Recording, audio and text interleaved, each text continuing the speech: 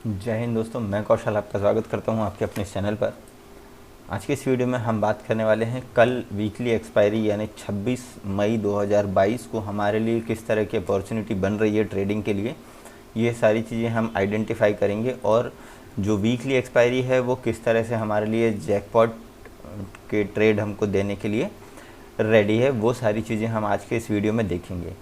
Sorry दोस्तों, मैं पिछले 2 दिनों से वीडियो अपलोड नहीं कर पा रहा था क्योंकि कुछ हेल्थ इश्यूज़ के कारण कोविड का वैक्सीन लगा हुआ है और उसके कारण थोड़ा सा फीवर के कारण मैं ये सारी चीज़ें नहीं कर पा रहा था। अभी फ़िलहाल ठीक है, मैं वीडियो तैयार कर रहा हूँ और ट्रेड भी नहीं ले पाया था मैं। आज एक ही ट्रेड हम लोगों ने लिया और वो भी अच्छे खासे प्रॉफिट में ही था। अब बात कर लेते हैं कि कल के लिए हमको किस तरह की प्लानिंग करनी है। ठीक है, कल की प्लानिंग करने के लिए हम सबसे पहले चलते हैं दोस्तों स्नैपशॉट में। ठीक है, यदि स्नैपशॉट की बात करूं तो मार्केट स्नैपशॉट में हमको क्लियरली दिखाई दे रहा है कि यदि मैं एडवांस डिक्लाइन रेशियो की बात करूं तो 0.20 का एडवांस डिक्लाइन रेशियो है। ये यहाँ पर आपको दिखाई दे रहा होगा। लगभग 2200 स्टॉक्स में से 354 स्टॉक जो थे वो एडवांसिंग थे और 1806 स्टॉक्स जो थे वो डिक्लाइनिंग थे। यानी आप बोल सकते हैं कि यदि 3 स्टॉक ऊपर बढ़ रहे थे तो उससे 5 गुने स्टॉक जो थे वो नीचे आ रहे थे। यानी यदि एक स्टॉक ऊपर जा रहा है तो लगभग 5 या 6 स्टॉक जो है वो नीचे आ रहे थे। तो इस कदर की सेलिंग हावी है अभी मार्केट पर और हमको ये सारी चीज़ें ध्यान में रखकर ही किसी भी तरह का ट्रेड प्लान करना है।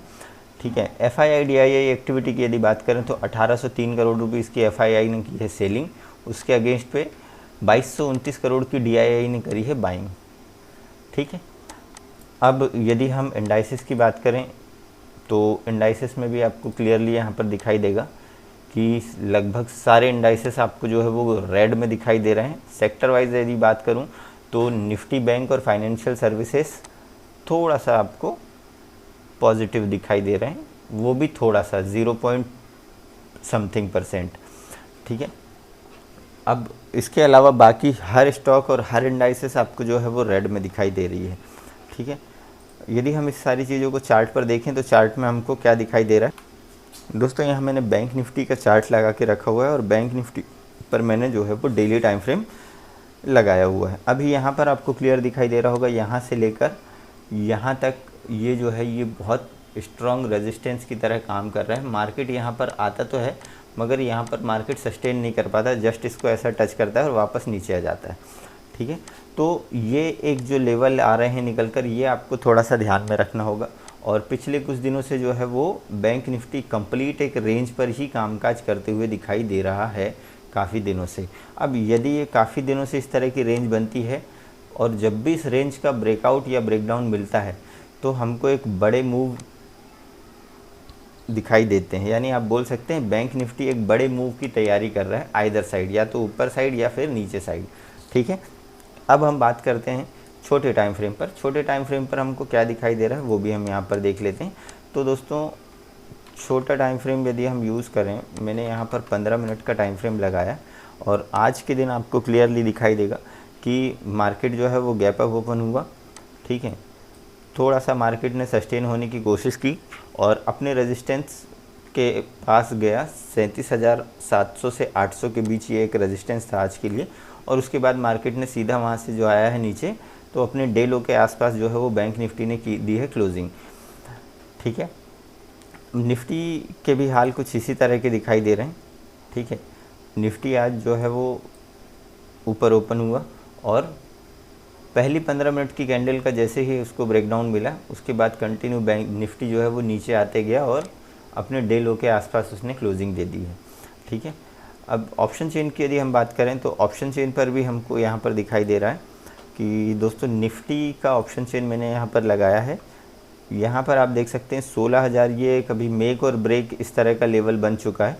ठीक है, 70,000 के आसपास, सॉरी 71 लाख के आसपास जो है वो पुट साइड ओपन इंटरेस्ट बना हुआ है और कॉल के साइड जो है वो लगभग 44 लाख के आसपास जो है वो ओपन इंटरेस्ट बना हुआ है। ऊपर साइड की यदि हम बात करें तो आपको हर लेवल पर वो कॉल राइटिंग दिखाई दे रही है और पुट राइटिंग थोड़ी सी उसके अकॉर्डिंग कम दिखाई दे रही है। इसका मतलब ये है कि कहीं ना कहीं लोगों को, जो बड़े प्लेयर हैं, उनको ये लग रहा है कि अब यहाँ से मार्केट ऊपर ना जाकर मार्केट जो है वो नीचे आ सकता है। ठीक है, अब यही चीज़ें यदि हम चार्ट पर देखें तो दोस्तों मैंने यहाँ पर 15 मिनट का टाइम फ्रेम लगा कर रखा है। निफ्टी में आपको क्लियरली दिख रहा है कि मार्केट जो है वो थोड़ा सा गैप अप ओपन होता है, उसके बाद जो हमारी फर्स्ट 15 मिनट की कैंडल जैसे ही उसका ब्रेकडाउन हमको मिलता है, मार्केट उसके बाद कंटिन्यू नीचे आता है और अपने डे लो के आसपास मार्केट ने क्लोजिंग दे दी। ठीक है, यहाँ से इस तरह से। यदि बैंक निफ्टी को मैं देखूँ तो बैंक निफ्टी में भी आपको कुछ इसी तरह का पैटर्न दिख रहा है, बट थोड़ा सा बैंक निफ्टी जो है वो 15 मिनट की कैंडल का ऊपर साइड गया था और उसके बाद वहाँ पर आपको ये वाली जो एक कैंडल दिख रही है, ठीक है, ये वाली जो एक कैंडल है, इस कैंडल का जैसे ही हमको नीचे ब्रेकडाउन मिला और हम लोगों ने उसके बाद सीधा एक डाउनफॉल देखा और डे लो के आसपास मार्केट ने दी है क्लोजिंग। ठीक है, हमने आज एकमात्र ही ट्रेड लिया था जो कि अच्छा खासा प्रॉफिटेबल रहा। यहाँ पर आप देख सकते हैं दोस्तों, ये एक आपको जो स्पिनिंग टॉप कैंडल दिखाई दे रही, इसके लो के नीचे मैंने एक ट्रेड लिया था और उस पर मैंने ज़्यादा नहीं, थोड़ा बहुत प्रॉफिट लेकर अपनी ट्रेडिंग क्लोज़ कर दी थी। अब कम्प्लीटली बैंक निफ्टी जो है वो एक रेंज पर ही ट्रेड कर रहा है। यदि इस वीकली एक्सपायरी में उस रेंज का हमको ब्रेकआउट या ब्रेकडाउन मिलता है तो हमको एक अच्छा मूव मिल सकता है। आइए चलिए वो देख लेते हैं कि हमको किस तरह से कल के दिन ट्रेड करना है। ठीक है, ऑप्शन चेन हम लोगों ने देख लिया। अब यदि मैं यहाँ पर देखूँ तो बैंक निफ्टी में आपको यहाँ पर एक रेंज दिखाई दे रही है जो कि काफ़ी दिनों से इसी रेंज के अंदर मार्केट जो है वो कंटिन्यू कामकाज कर रहा है। ठीक है, ये है वो रेंज, इस रेंज के अंदर ही बैंक निफ्टी कामकाज कर रहा है। अब यदि मान लीजिए कल ओपनिंग हो जाती है फ्लैट, जिसकी उम्मीद थोड़ी सी है कि फ्लैट या फिर थोड़ा सा नेगेटिव मार्केट ओपनिंग होगी। ठीक है, यदि मैं इसको 15 मिनट का टाइम फ्रेम लगाता हूं और 15 मिनट के टाइम फ्रेम पर हम देखते हैं कि यदि हमको किस तरह से हमारे तीनों सिनेरियोज़ के अकॉर्डिंग हमको कल के दिन ट्रेड लेना है। ठीक है, लेट सपोज़ यदि ओपनिंग हो जाती है फ्लैट या फिर इस वाले कहीं जोन पर, ठीक है, तो ये हमारे लिए जो है वो नो ट्रेडिंग जोन होगा। हम यहाँ पर कोई भी ट्रेड लेने की कोशिश भी नहीं करेंगे। ठीक, इन केस यदि मान लीजिए हमको इसका ब्रेकआउट मिलता है इस वाली रेंज का, और ये रेंज आ रही है 34,565, यदि इसके ऊपर मार्केट निकल के सस्टेन करने लगता है, कैसी रेंज बनाता है, तो हम एक कॉल की पोजीशन बनाएंगे। पहला जो टारगेट होगा वो मेरे लिए होगा 34,722 का, दूसरा जो टारगेट निकल कर आ रहा है 34,820 का। ठीक है, ये हमारे लिए सेकंड टारगेट होगा।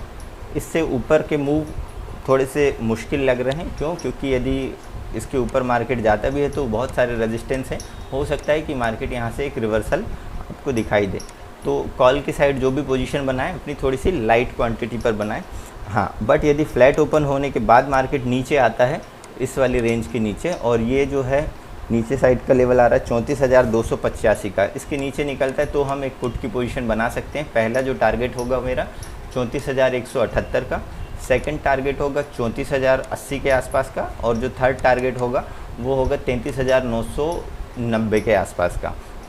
यदि आपको इसका भी नीचे साइड का ब्रेकडाउन मिलता है तो फिर हमको एक लॉन्ग अनवाइंडिंग के चलते एक अच्छा मूव नीचे साइड की तरफ दिखाई दे सकता है, लगभग 100 से 150 पॉइंट तक का। और ठीक है, गैप अप या गैप डाउन ओपनिंग के सिनेरियोज़ को हम देख लेते हैं। इन केस यदि गैप अप ओपनिंग हो जाती है और गैप अप ओपन यदि मान लीजिए इसके ऊपर होता है लगभग 565 के ऊपर, तो थोड़ा सा वेट करें।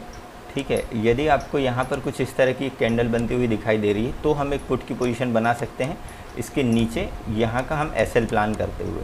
ठीक है, और यदि इस तरह की कोई कैंडल आपको नहीं दिख रही है, इस तरह की कोई रेंज बन रही है, तो उस रेंज के यदि ऊपर साइड ब्रेक करेगा तो हम ऊपर के लिए ट्रेड लेंगे, यदि नीचे साइड ब्रेक करेगा तो हम नीचे के लिए ट्रेड लेंगे। एसएल हमारा इस रेंज का ही ऊपर या नीचे का हो सकता है। ऊपर के लिए यहाँ का एसएल रहेगा, यदि नीचे का ट्रेड ले रहे हैं तो यहाँ का एसएल होगा। ठीक है, जिस तरह से मार्केट मूव करेगा हम अपने एसएल को शिफ्ट करते हुए टारगेट के साथ बढ़ेंगे। इन केस यदि गैप डाउन ओपनिंग होती है इसके नीचे ही, तो वेट करें यदि और नीचे आने लगता है मार्केट, ठीक है, तो लगभग आप 5 कैंडल का वेट करिएगा, 5 मिनट की 5 कैंडल का। इस तरह की कोई रेंज बनती है तो हम नीचे साइड के लिए ही बैठेंगे, ठीक है। ऊपर साइड के लिए रेजिस्टेंस थोड़े से ज़्यादा हैं, तो कॉल की पोजीशंस को कल मैं अवॉइड ही करूँगा। जब तक कि इस लेवल को नहीं निकालता मार्केट, मैं कोई भी कॉल की पोजीशंस नहीं लूँगा, ठीक है। अब यदि हम बात करते हैं दोस्तों निफ्टी की, तो निफ्टी में भी आपको यहाँ पर कंप्लीट एक रेंज पर ही मार्केट दिखाई दे रहा है, ठीक है। और थोड़ा सा निफ्टी बैंक निफ्टी की अपेक्षा थोड़ा सा वीक दिखाई दे रहा है। यदि 16,000 के लेवल्स ब्रेक होते हैं तो हमको नीचे साइड की तरफ एक अच्छा मूव मिल सकता है, जो कि होगा यहाँ पर एक स्ट्रॉन्ग सपोर्ट जोन आपको दिखाई दे रहा होगा, ठीक है। ये जो सपोर्ट जोन है ये यहाँ पर मैंने हाईलाइट करके रखा है। अब बात करते हैं, इन केस यदि मान लीजिए निफ्टी आपको फ्लैट ओपन होता हुआ दिखाई देता है और जब तक कि ये वाली रेंज है ये हमारे लिए नो ट्रेडिंग जोन होगा, यहाँ पर हम कोई भी ट्रेड प्लान नहीं करेंगे, ठीक है। यदि इसका हमको ब्रेकआउट मिल जाता है जो कि है 16,150 का, तो हम कॉल की पोजीशन बनाएंगे, मगर छोटे छोटे टारगेट के लिए। पहला टारगेट मेरा ये होगा 16,190 का। यदि 223 के ऊपर मार्केट सस्टेन करने लगता है तो 280 ये हमारे लिए सेकंड टारगेट होगा और तीसरा टारगेट होगा 16,334 तक का, ठीक है। यदि मान लीजिए यहीं कहीं ओपन होने के बाद मार्केट इस वाली रेंज को नीचे साइड का ब्रेकडाउन देता है जो कि है 16,000 के आसपास का, आप यदि सेफ़ रहना चाह रहे हैं तो 16,000 का लेवल आप मार्क कर सकते हैं, ठीक है। 16,000 के नीचे यदि मार्केट आता है तो हम एक पुट की पोजीशन बनाएंगे। पहला जो टारगेट होगा वो 15,950 के आसपास का होगा, दूसरा जो टारगेट है जो है 15,860 के आसपास का, और तीसरा टारगेट है मेरा 15,800 तक का, ठीक है। अब ये एक स्ट्रॉन्ग सपोर्ट जोन है, तो यहाँ पर आप थोड़ा सा कॉशियसली हो जाएगा, क्योंकि यहाँ से आपको एक रिवर्सल भी दिखाई दे सकता है, जैसा हम लोगों को पिछले ट्रेडिंग सेशन में यहाँ से आपको दिखाई दिया, उसके पहले भी दिखाई दे रहा है। यदि ब्रेकआउट या फिर ब्रेकडाउन ओपनिंग होती है, गैप अप या गैप डाउन ओपनिंग होती है, तो थोड़ा सा वेट कर ही ट्रेड लें कल, क्योंकि थोड़ी सी एक्सपायरी का दिन है, आपको थोड़ा सा कॉशियसली ट्रेड लेना पड़ेगा। यदि कोई भी गलत ट्रेड लेते हैं तो रिस्क काफ़ी बढ़ जाता है। बेहतर होगा यदि हम ट्रेड नहीं लेते तो हमारे पास से कुछ नहीं जाएगा, ठीक है, मगर यदि गलत ट्रेड लेते हैं तो आपके अकाउंट पर डेंट लग जाएगा, ठीक है। यदि गैप अप ओपनिंग होती है तो और आपको कुछ इस तरह की कैंडल बनती हुई दिखाई दे रही है, तो हम पुट की पोजीशन पर बैठेंगे, यहाँ के इसके नीचे यहाँ का एसएल लगाकर, ठीक है। 50 से 60 पॉइंट तक के हम नीचे साइड के टारगेट रखेंगे, वो आते हैं तो हम हमारा एसएल को आगे ट्रेल कर लेंगे, ठीक है। सेम इसी तरह यदि गैप डाउन ओपनिंग होती है तो गैप डाउन ओपनिंग के लिए आपको कुछ थोड़ा सा वेट करना होगा, 5 मिनट की 5 कैंडल आप वेट करें। यदि इस तरह की कोई रेंज बनती है या फिर 15 मिनट की आपको कैंडल इस तरह की दिखाई देती है और अगली कैंडल इसके नीचे बनने लगती है, तो फिर हम पुट की पोजीशन बनाएंगे यहाँ का एसएल लगाकर, ठीक है। ध्यान रखिए, यदि आप कोई भी पोजीशन बनाते हैं तो इसके ऊपर ये वाली जो लाइन आपको दिखाई दे रही है, इसके ऊपर यदि मार्केट निकल जाता है तो हमारे पास पुट की पोजीशंस नहीं होनी चाहिए, ठीक है। और यदि इसके मार्केट नीचे आ जाता है तो हमारे पास कॉल की पोजीशंस नहीं होनी चाहिए। दोस्तों वीडियो पसंद आए तो वीडियो को लाइक करें, चैनल पर नए हैं तो चैनल को सब्सक्राइब कर बेल आइकन को प्रेस करें, ताकि आपका सपोर्ट मुझे मिल सके और मैं मोटिवेट हो सकूं आगे और भी इसी तरह के इन्फॉर्मेटिव वीडियो बनाने के लिए। आप अपने सुझाव मुझे कमेंट बॉक्स में दे सकते हैं। मिलते हैं नेक्स्ट वीडियो में, तब तक के लिए जय हिंद।